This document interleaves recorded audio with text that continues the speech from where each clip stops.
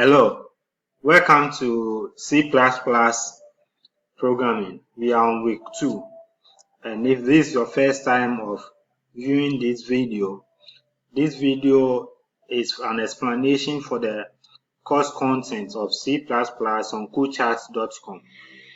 So if you're on YouTube and you access this video, you can visit Kuulchat.com to see the course content as I'll be explaining based on the course content.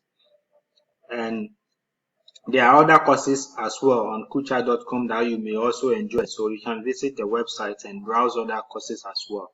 Okay. So my name is Gordon. If this is the first time of the year, but those who are taking the week 1 course, we've taken the course for week 1, you already know me. Okay. So what did we learn during week 1? So we take a few recap of what we learned. So we learned briefly about the differences between C and C++, and we saw that C++ was built on C. So you can have the component of C in C++. So C++ is a little more advanced than C. And C++ is object-oriented programming. It has classes, polymorphism, and the rest. Okay. So during the course, we'll see some of these classes and creating object of the class. So it's object-oriented programming. Now, we also talk about compiler. The compiler translates the programming language into a machine language in order for the machine to fully understand the language. Then if the machine also want to communicate with us, then the compiler will also translate it to a language that we will also understand. Okay, so the compiler is just like a translator. Then we also came to see IDE, Integrated Development Environment, and we said this is an interface where a programmer can put in code.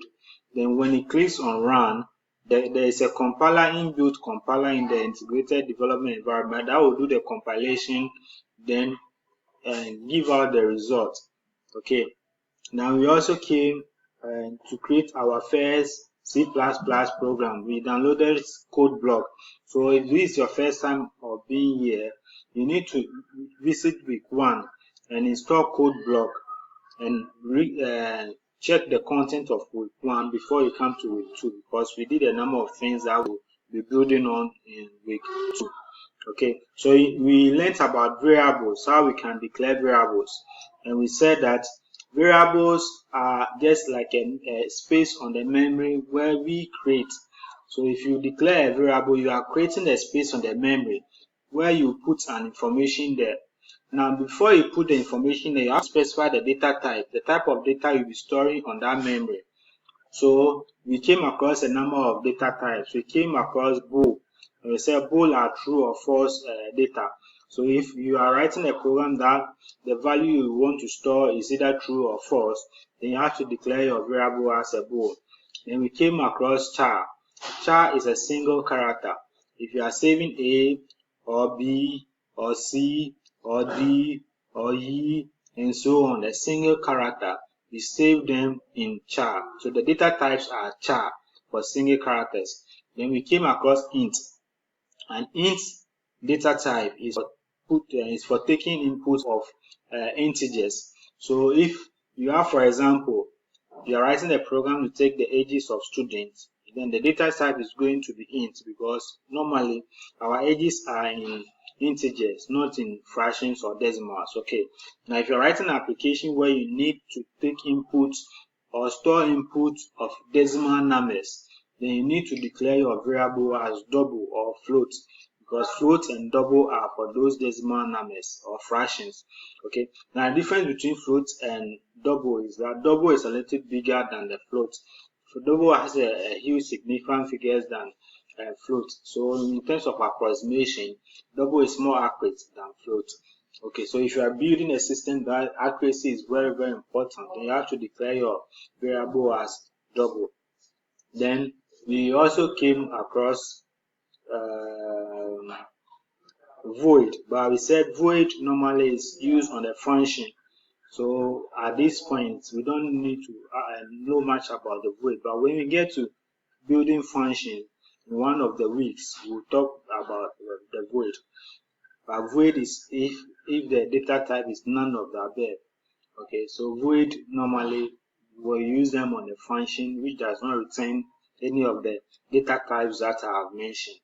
Okay, so now what are we going to learn for this week? We are going to learn how you write a comment in C++.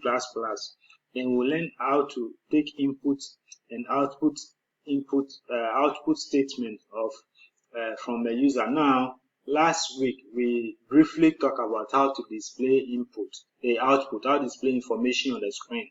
Because our first C++ program that we wrote, there was a code that was displaying an information on the screen. So we even played with it by just changing the text. Okay, so we'll talk more about this. Now we also talk about operators, addition, subtraction, multiplication, division, and modulus. So we'll talk more about this. Then we'll end with how to write a constant in C++. Okay, so let's get started. Now, why do we need a comment? Now, when you are writing a code, you need to write a few tests to explain what the code is doing. Why do you need to do that? Now, sometimes you yourself, you write a code. After a couple of days, you come back and you'll be wondering, what is this code doing? You see? So, because you may not even recall why you even have to write that code. So, you need to comment so that you explain certain things. So the next time you come, when you see those comments, you'll fully understand that, oh, okay, it was because of this, that's why I did that. Okay. Now, the second reason is that when you are working in a company and you build a system, maybe after a number of years, you'll not still be in the company, so you will leave. Another programmer will come. Now, if you don't comment, the programmer will find it difficult in maintaining your source code. So it's very important you comment so that other programmers will fully understand your code as well. Now, we have a number of ways of writing comments. We have a single line comment. A single line comment, we use a slash. So you use 2/, then you write a comment. Then when it ends in the line, then that's it. So, for example, if you've already opened a code block, but if you haven't opened a code block, then I will just use mine to explain to you what comment is. Okay. So comment, single line comment is written 1, 2, 2/. So when you write your 1, 2/, anything you type here up to the end, the compiler will ignore them. So now when it reaches the end, when you come to new line, that's the end of the comment. So if you stick doing it, it will see it as an error. I hope you've seen that if the color has even changed to red. Okay, so this is a single line commenting, so you can only do it on one line.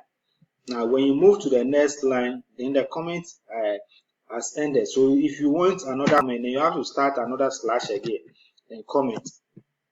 Once it ends, then that's it. Okay. Now, if you want another one, you can't start like this. You have to start another one. That's what we call it single comment. So you can just write your text here. This is a comment. So in the comment, you put your text there. The compiler, when it ignores the comment because it's not part of your code. Okay. So this is a single line commenting. To write a line comment, you use a slash. Now, when it ends at the end and you are moving to a new line and you want to use a single line comment, then you have to begin with another slash again. If you go to the third one, you have to begin with another slash again until you finish your comment. Now, if you don't do that and move to the next line, you are still typing your comment, you get a syntax error because you are using a single line comment which has ended at the last and at the extreme end. Okay, so that's a single line commenting. Then the next type of commenting is what we call the block commenting. Now in the single line commenting too, you can also comment it after a syntax. So for example, in this example, now if you start a single comment, you can't continue with a coding because that will be viewed as a comment. So if you have something like comment print 7 plus 8 is equal to 15, that this is not part of the code because it's in the comment, and the compiler will even ignore it. So it's not part of the code, it's just a comment. Okay, now so you can write a code, then you can add a comment to it. So for example, if I'm addition and I have int a is equal to 2, int b is equal to 4. Okay, now I write int c is equal to a plus b, semicolon. Now I can write a comment next to it. I can write a comment next because I finished with my command. So anything else I can write a comment. So this addition of, I can just write a comment, addition of a and b. Okay, so you can write a comment after a statement, but you cannot write a statement after a comment because it will be seen as a comment. So for example, if I start a comment and I start writing int a is equal to 2, int b is equal to 4, now int c is equal to a plus b. Now all these ones are comments. You can even see that the color is still the color is still the comment color. You can see that is different from this one because it's still seeing it as a comment. Okay, so once you write the 2/, everything you write up to this end is viewed as a comment. Okay, but when you write a statement and you end with a semicolon, you can write a comment next to it.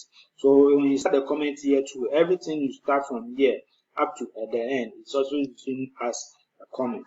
Okay, now we'll move on to our next type of comment. Now we have the block comment.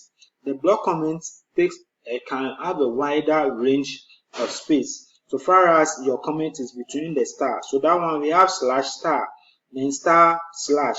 So far as you have a comment with your comment is within this star, the 2 stars, you can write as many as you want. So that's why we call it block. You can write as many as you want between these stars. You can write your comment. So for example, if I have star and I end my star here.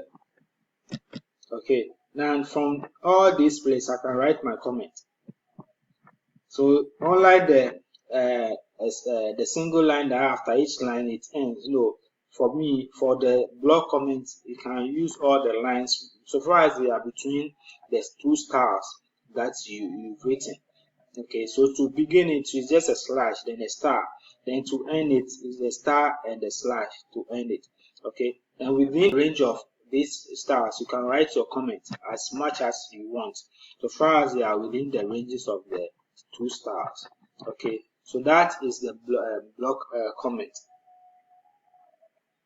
So that is the block comment. So we move on to input and output statement. So we saw output, so we'll start with input. Now to take an input from a user, first of all you have to declare the variable. Like I told you, you need to reserve a space before you go and get the value. You have to reserve a space before you go and fetch water. If you go and fetch water and you bring the water and there's nowhere to store it, then there will be a problem. So first of all, you need to declare the variable to reserve a space. Then when you take the value, you put it in the space. So that's how you write it. Cin, then this time is greater than. Now you should take note. Cout is less than. Cout is for printing out. We saw it last week. That one there are 2 less thans, but for cin they are 2 greater than. So you write cin, then 2 greater than, then the variable name. So the variable name, which we use a space to reserve or what comes here, then a semicolon. So that's why you first of all have to declare this variable name. Other than that, if you any name which you haven't declared, you get a syntax error because you haven't reserved a space for keeping the value you are taking from the user. So first you need to add this variable name before you call the cin to take the value. Okay, for example, we will take, so okay, so let's say I'll just comment that this is input and output examples. So input and output examples. Okay, so we have int a. Okay, now we've reserved a space on the memory by declaring int a. Now we said int because we wanted to take an integer value. Okay, so based on the value you want to take and the type of data type you have to write here. If you want to take an integer value, the data type is supposed to be int. If you want to take a single character, here is supposed to be a char. If you want to take a fraction value, here is supposed to be float. If you want to take a fraction value, it can also be double. Okay, so these are the data type. If you want to take true or false value, then it's going to be boolean. Okay, so normally true or false boolean, we don't normally take it from the user. We declare it and check a condition. If the condition is true, then we assign the value as true or false. Okay, now, so here I've declared my a variable. So I've reserved a space on the memory where if I take any value from the user, I can call it onto it. So now I can call my cin, and we say cin, you use greater than. So greater than, then we have a, then we end our semicolon. Okay, now if you are writing an interactive program, if you just write cin, the user will not know what is happening. So you first of all have to tell the user something by first of all printing something on the screen. And we said last week that we use cout, so you can tell the user cout.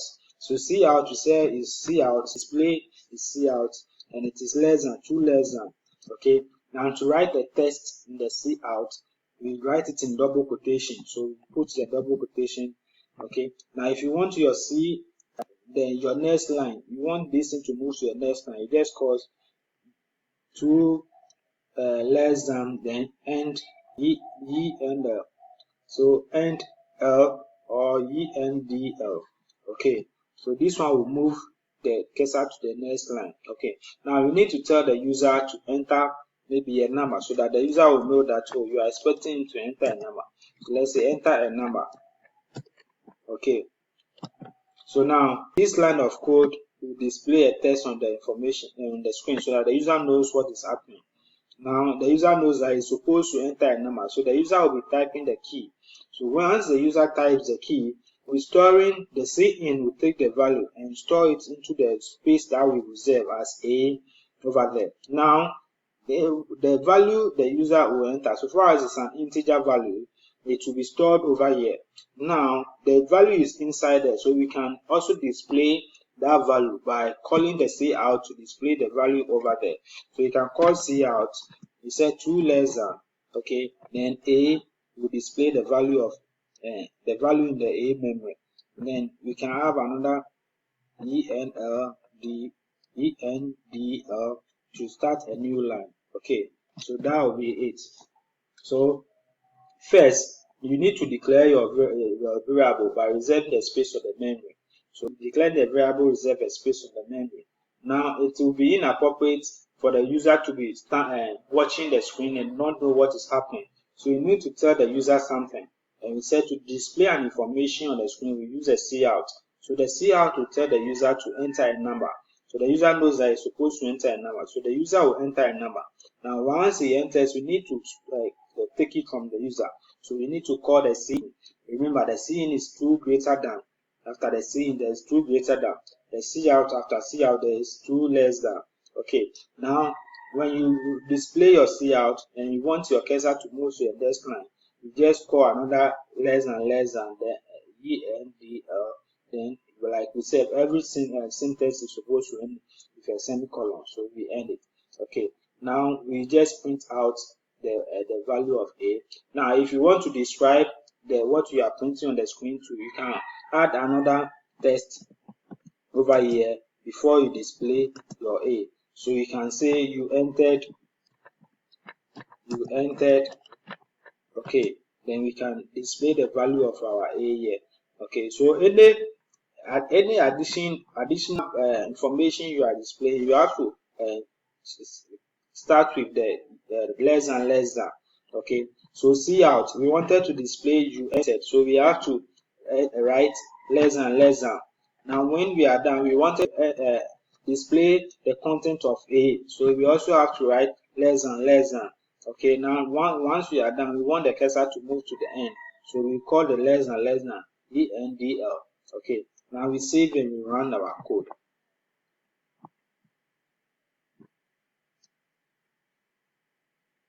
Okay, now there will be syntax error because I've declared the A more than 1, so I was supposed to comment this part of the code before I start to code, because I have A here and I have A here. Because last week we made it clear that you cannot declare a variable more than once. Okay, so you see that it will tell me, it will give me an error that I've declared A already, I'm declaring A again.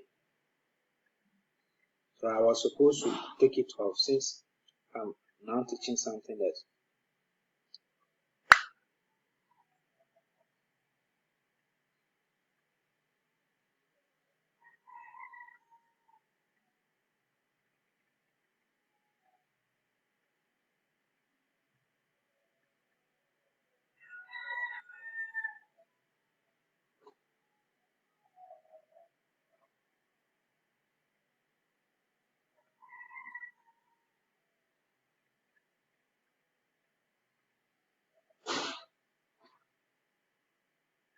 Okay, so you can see that it says previously declared.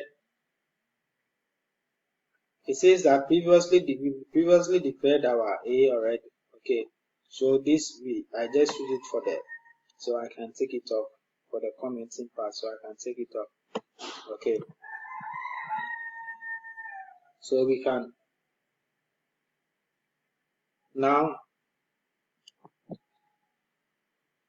now run our code again.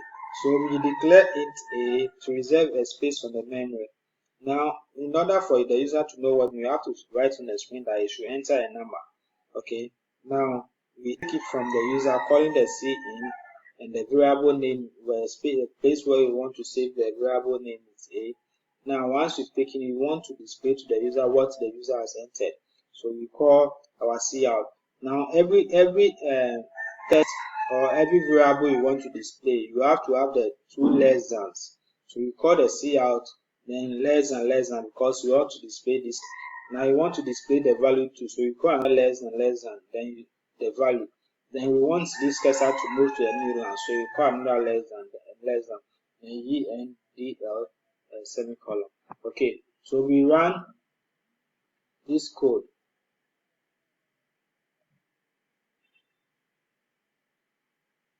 So we run this code and see the outcome.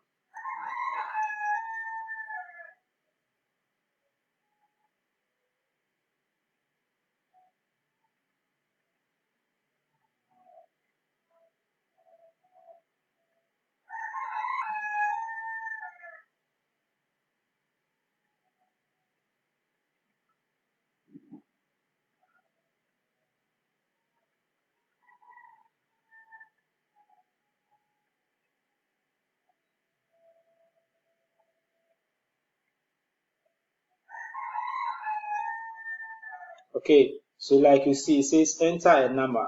So you can enter any number. So far as the number is an integer, the program will run and display the number. So as you can see, it says you entered 4. So the enter a number is a cout that we put in the code to display and give instruction to the user, so the user knows what is happening. Now, the cin waits for the user to enter a value. And when the user enters, the cin takes the value and store it at the memory reserve as A. Now we can display the content of our A in the cout. So this is the content of our A, the cout. Okay, so as we've seen, cin is for taking the value. So when you take the value, first of all, have to declare this variable. Then once you declare it, you can take it from the user and store the value over there. Okay, so we've seen some example. So when you take the value will be stored in the A. When you declare a variable A, example, if you take the value will be stored there, so you can manipulate or use the value at any time. Now, it's also possible to take values at the same number of values at once, instead of taking them one by one. So when you are taking them, just like we can display many tests with the cout, you can take a number of tests at the same time. So for example, if you want to take a value A, B, and C at the same time, you just have to tell the user to enter those three numbers. Then you just declare them in this way. So all the three numbers will be taken from that. So far as the user enters the correct data type that you specify, then the three numbers will be taken at once. So that's also one way of getting the input from the user instead of declaring it one by one. So it is the same as declaring C in greater A, then semicolon, then C in greater B, B and semicolon, then C in greater C, then semicolon. It's the same thing of taking it three times. It's the same thing as taking it all the three at a go. So we'll try this example. Okay, so here we are going to declare a variable we call A, B, and C. Okay, so we tell the user to enter three numbers. Then we will sum the three numbers and give the user output. So enter three numbers. Okay, so now we will take all the three numbers from the user. So C in A, then we take that of B, we take that of B, then we take that of C. Okay, now we declare another variable B to do the summation for them. So we have int D is equal to the sum of A, so A plus B plus C. Okay, so the result of these summations will be stored in D. Okay, so now we can output to the screen sum is equal to then stored summation value, which is in the D. Then we save it. Okay, so we can run this.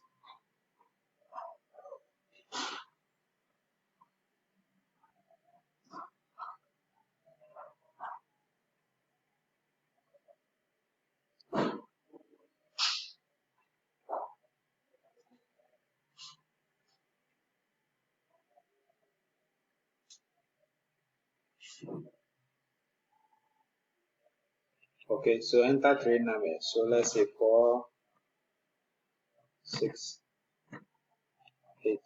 Okay, now you see that it has summed all the three numbers. So instead of maybe taking the numbers one by one, you can ask the user to enter all of them at a go.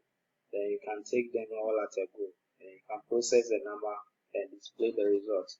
Okay, so now we've seen that you can take all this at a go. Now the output statement, the cout, which we've talked about it. So the cout displays the information on the screen. Now remember, if you don't put the ENDL, it's for a new line. So if you don't put it at the end, all the output will be on one line. So for example, if our output is on the screen, okay, so I can delete the ones I've done. Okay, now if I output these two tests, cout, okay, my name is Godwin Ashon. Okay, now I end it and I do another output, cout, I am a Ghanaian. Okay, then I end it here. Okay, now if I run this code, now cout is horizontal unless you ask it to run on the new line. Okay, so if you don't put any ENDL over here, then this will join this one on the horizontal line. So for example, if I run this code,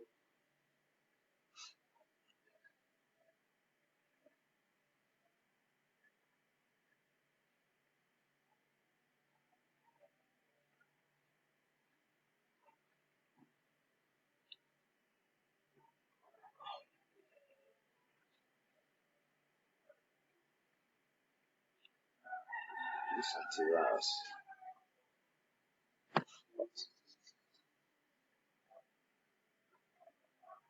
Okay, so now you can see the output that I am has joined the last one of the previous one. Okay, so if I want this I am to start on a new line, then I have to call that function ENDL. Okay, like I told you that if you are joining cout values, then you need to use the less than again. So if I'm calling the ENDL, I need to use it again. So ENDL. Okay, so this one will make the cursor to move to a new line, then this one will follow. So now if I run this code,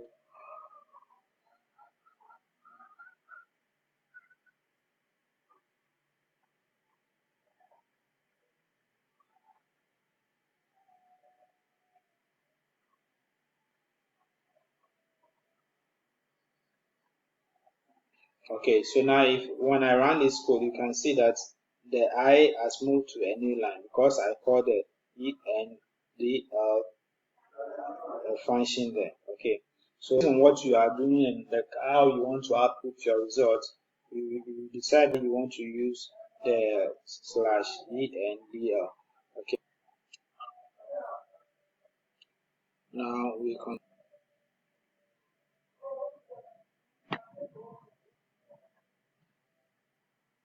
we are on mathematical arithmetic operators. Okay, now if we've seen this one already, we did some addition. So addition we use plus, subtraction we use minus. Now multiplication we use star. Those of you might have done C in almost all languages. Multiplication we use a star. Addition we use the plus. Minus we use the minus. The subtraction we use the minus. Then division we use a slash. Then a remainder, which is a modulus, we use percentage. So modulus are remainders. So if you want to find 5 modulus 2, it's just 5 percentage 2. Then what will be the remainder of 5 modulus 2?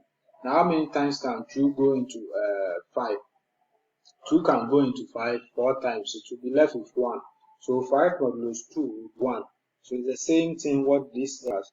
So if you call a modulo on a number, it finds the remainder of the number and returns the output of the integer value. Okay, so now if we have these values, if our A is 10, our A owes a value of 10, and our B owes a value of 20. This one will be 30 because 10 plus 20 is 30. This one is going to be negative 10 because 10 minus 20 is negative 10. Then 10 times 20 is going to be 200. And 10 divided by 20. 20 b over a. So 20 10 will give us 2. Now 20 modulus 10 will give us 0 because 10 can go into 0. 10 can go into 20 without any remainder. So we get 0. Okay, so these are an example. So you can just try some few examples.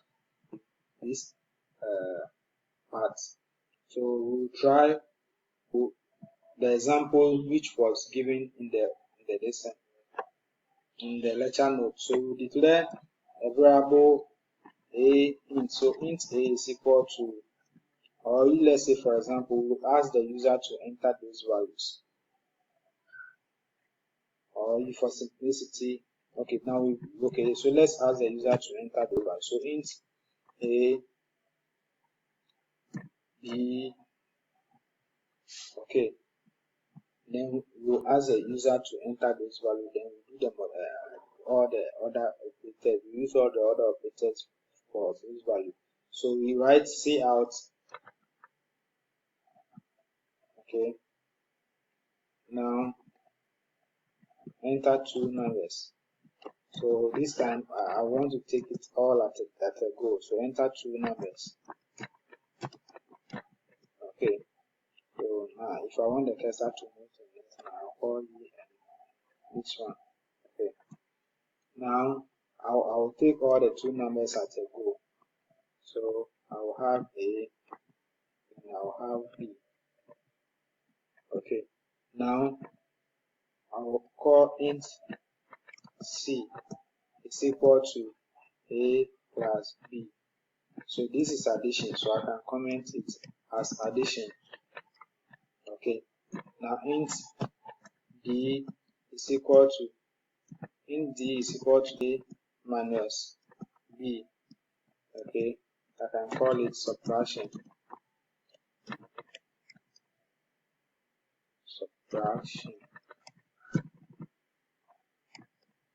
Okay, now int E is equal to A divided by B. Okay, so I can call it division. Okay, now int F is equal to A percentage B.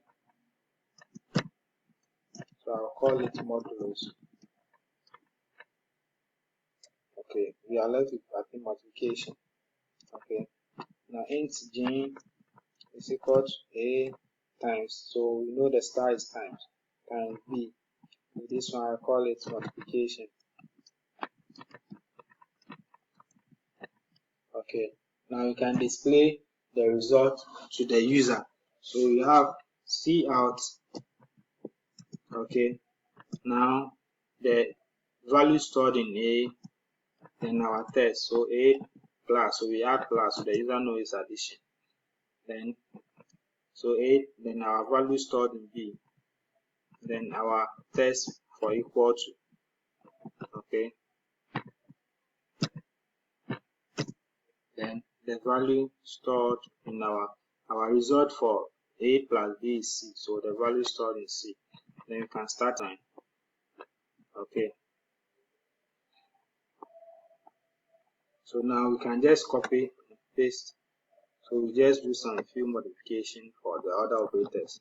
So we have 1, 2, 3, 4 left. So I'll just copy and paste this for there. Okay, so the second one was subtraction. So the other one was for D. And the third one was division. Okay, let me give a little space. Okay, so then the other E was for division. Okay, now this one was for modulus. Okay, so modulus. The modulus was F. Then the multiplication was which one? G. Okay. Okay. Okay, so now let's find it. So we've seen addition by adding the two numbers, we've seen subtraction pattern, we've seen division by in A by B, we've seen B the modulus by finding the modulus of A by B. Then we find the multiplication by multiplying A and B. So is multiplication, percentage is for modulus, slash is for division, minus is minus, A plus is for addition. Okay, now in code the space doesn't matter, so you can just put them together, it doesn't matter, but based on how you want to write your code. Okay, so we will run this.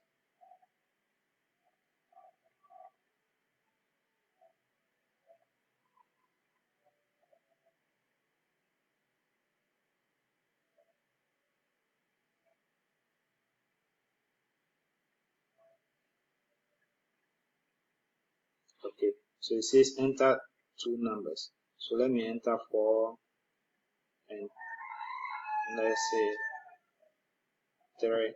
Okay, okay, so which of them is incorrect?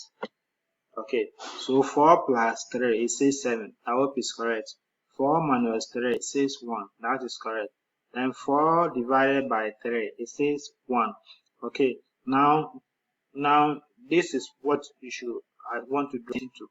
Now, if you declare a variable int and there is a division, now it will take only the integer part and ignores the fraction part. So if you know there will be a division for a particular variable, then it will be better to declare them as double. So it's better to declare those two as doubles. Okay. Now it says 4 modulus 3 is equal to 1, which is correct because the 3 goes into 4, 1, remainder 1. Okay. Then 4 times 3 is correct. Okay. So everything is okay. So now you've seen that star is for multiplication, percentage is for modulus, and slash is for division, minus is minus, then our plus is for addition. Okay. Now if there will be a division in your code, then it's better to declare all the variables as a double.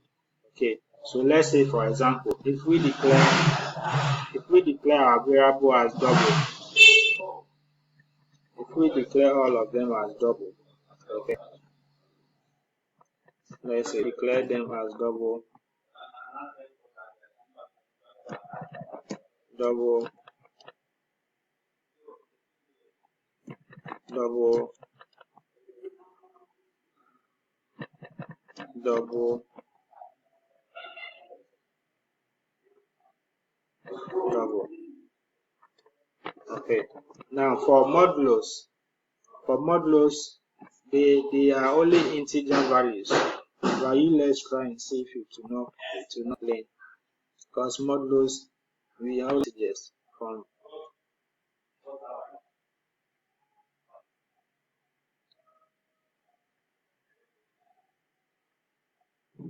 Okay, so it's complaining. Okay, so like I told you, modulus are normally for integers. So let's say int. So it means we need to declare all our variables as int. But let me try only this one as int, and let's see if it will complain.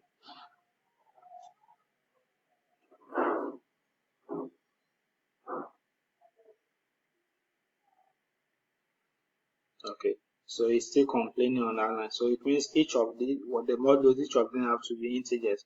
Okay, so we will use different variables for our modulus. So we can have these ones here. Okay, then we declare different variables for our modulus. So int, which letter hasn't been h, so int h I, then I. Okay, so you ask the user to enter cout. So enter two numbers to calculate their modulus.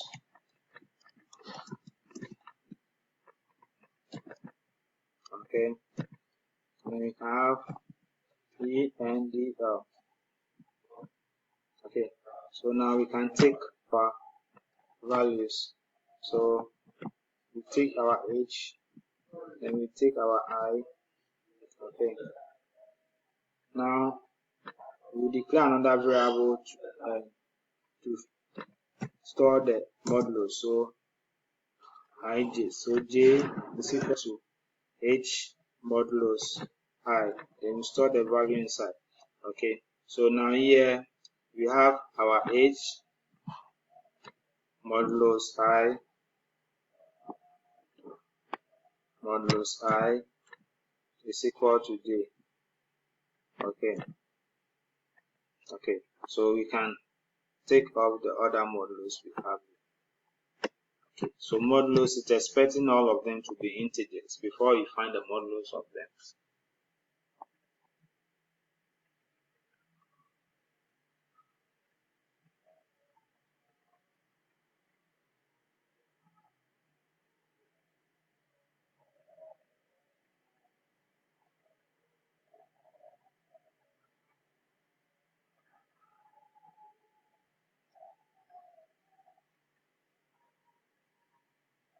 This antivirus, what is it? What is this virus?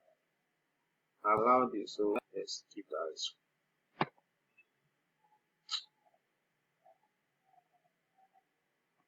Okay, it says enter two numbers, so let's enter the same 4 and 3 we entered previously. Okay, so now you can see that because we declared them as doubles, now the fraction part of our division is showing. Okay, So if you know there may be a division in your program, then it's better you declare all of them to be double, because double accept both integer, because every integer has dot zero. So every integer in some way is a form of a fraction, because it has decimal, but you don't write a dot zero, because all numbers have dot zero. So if you know there will be a division, it's better to declare your variables as double instead of int, because if you declare them as int, the fraction part will be taken off. So when you use it for calculations and other stuff, it will be incorrect. Okay, so now it says enter two numbers to calculate their modulus. So we can still enter our 4, 3. Okay, so 4 modulus 3 is equal to 1. Okay, so that is the end of our program. Okay, so now what you should know is that when you are doing addition, you just use a plus key. If you are doing subtraction, you just use the minus key. If you are doing division, you just use the slash key. If you are doing multiplication, you use the star key. Now, if you want to find the modulus, which is the remainder of between two numbers, then you have to use the percentage key. Okay, now we continue.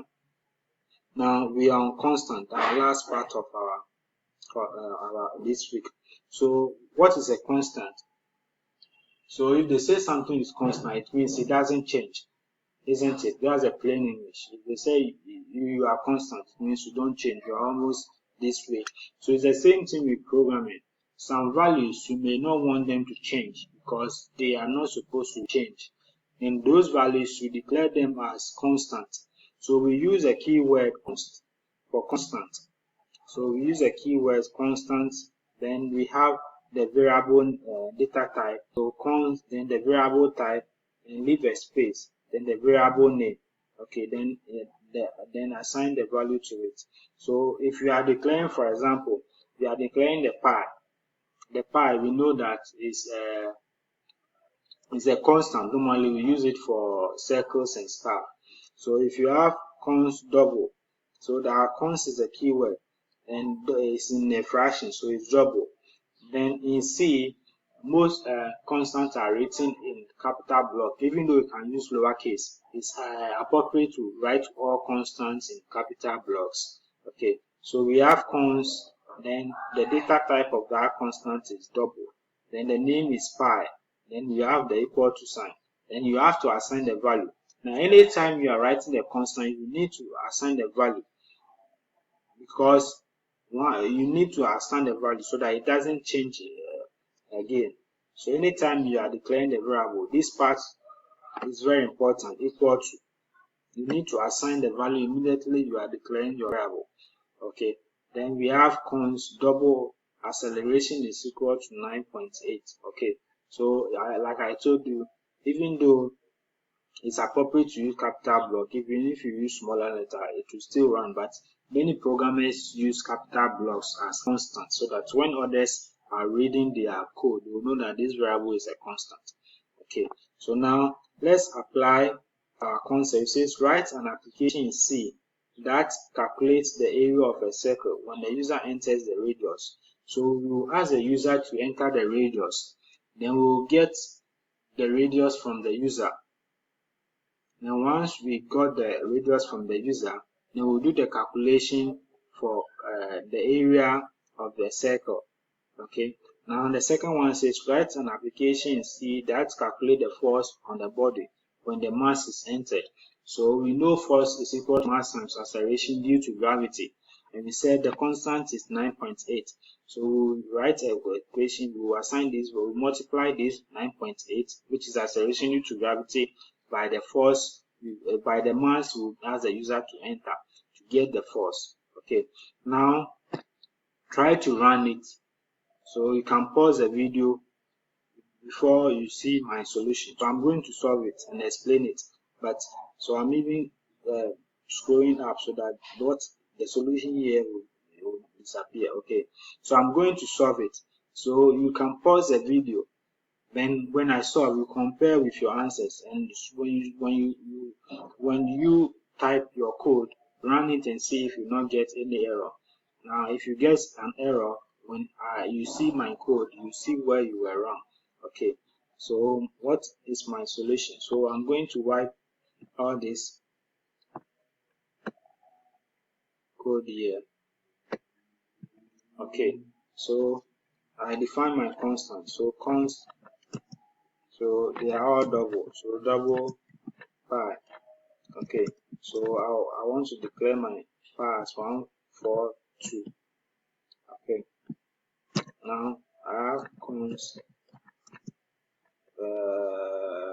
double acceleration due to gravity.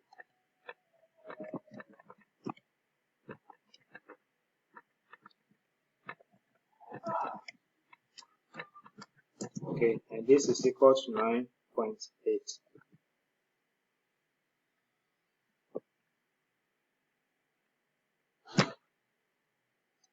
Okay, now we will ask the user, we declare the variable first before we ask the user, so we put the information there. So we have double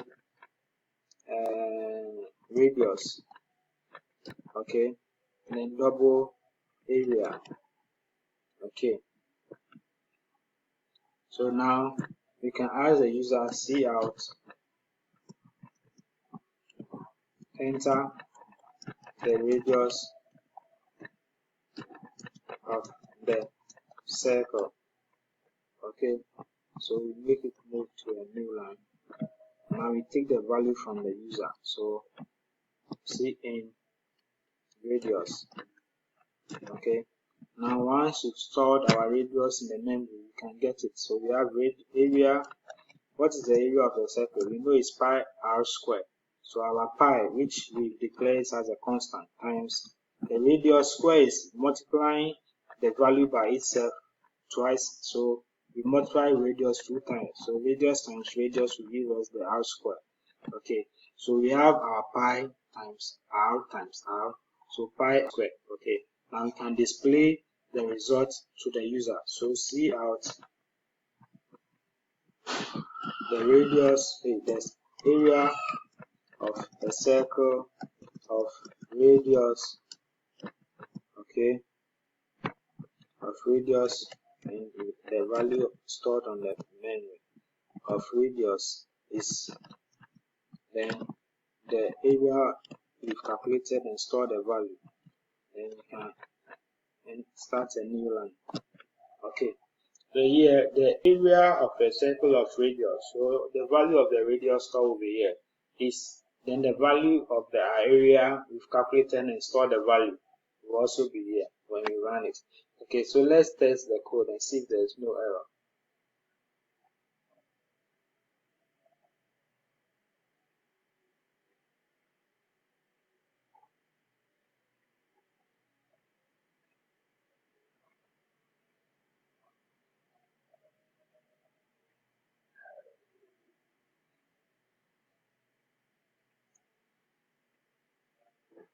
Okay. This house, what is this power? What is it doing?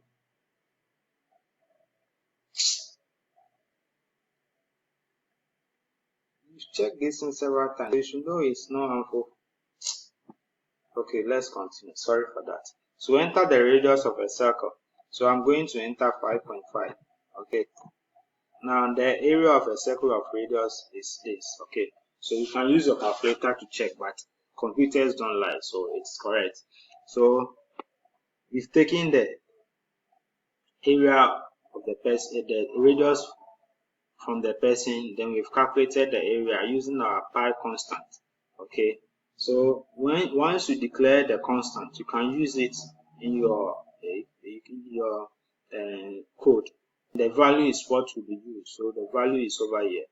Okay, now like I told you that when you declare the constant, you need to instantly declare it. So let's see if that statement is correct. So I have pi. Now I declared before I'm going to assign the value. Let's see if it works. Okay. So now I declared it here before I'm assigning the value. Let's see if it works.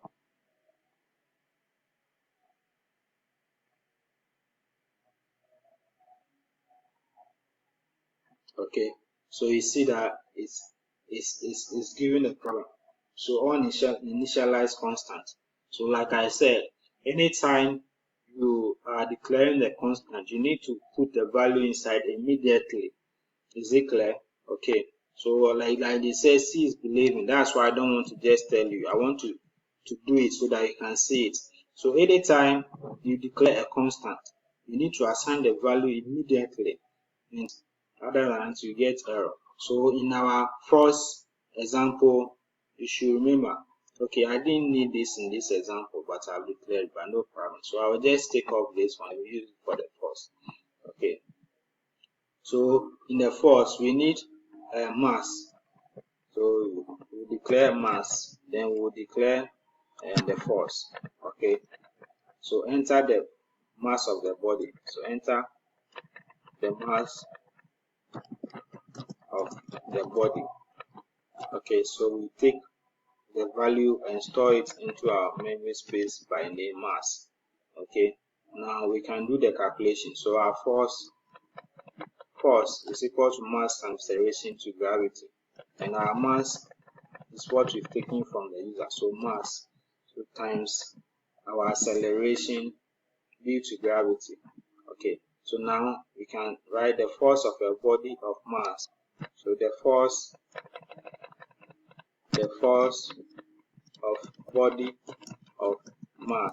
Then we have the value stored on the memory. So mass then is, then we have our force here. Okay. Okay. So now when we run this, what are we going to get? So let's run it and see.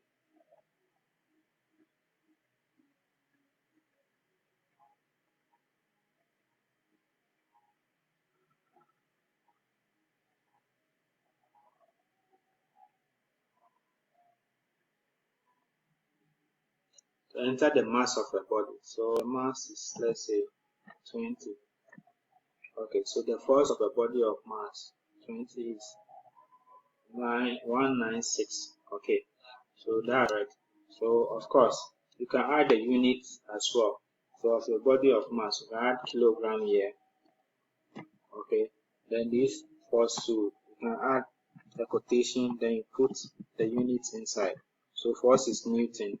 Okay, so you can make it like this. Okay, so let's try it. Like I told you, a test you use, you have to put them in the double quotation. So if you are joining the display with a test, it's supposed to be the double quotation. And when you are joining any new one you write, you have to come write less than again, then continue. And this line will just make it move to the next line. So let's run it again.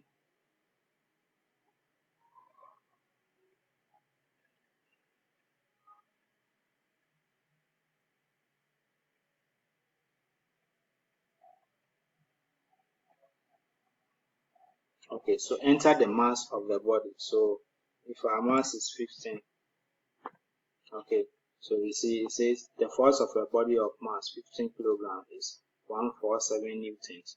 Okay, so that's it. So if everything is okay, so for constants we use a keyword const. Then you have to specify the data type. Now you give it a name. You can give a name. It follows the same variable name declaration, but it's appropriate to write capital and the constants in capital blocks. So the variable names, it's appropriate to write them in capital block, even though you can choose your own variable name. So far as it follows the variable name constant, that you cannot start a variable name with a digit, and variable names must start with only letters and an underscore. And you can't leave a space between the variable names.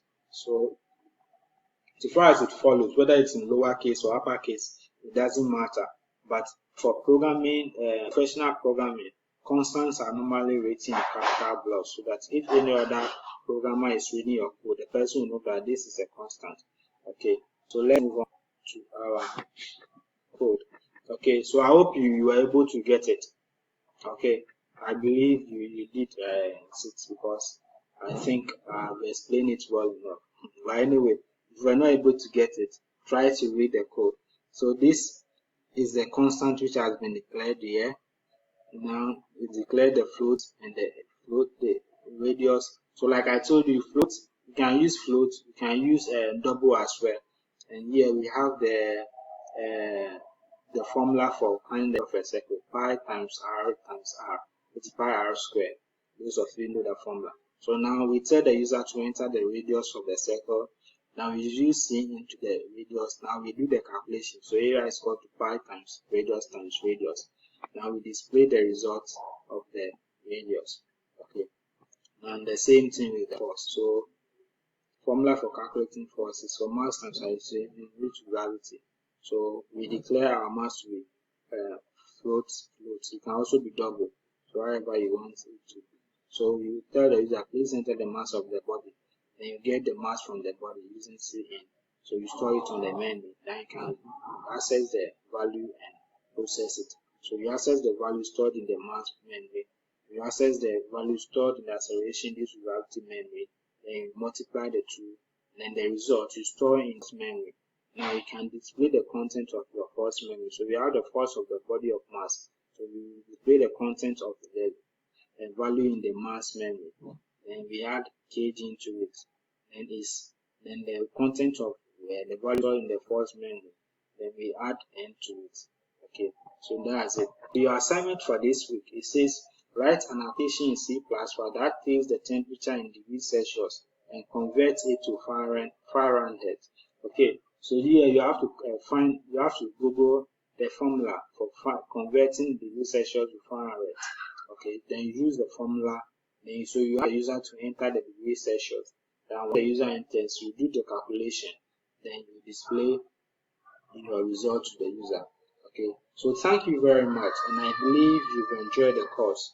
If you have any question, as I've explained in week 1, you just go to the home of this course. When you click home, it takes you to.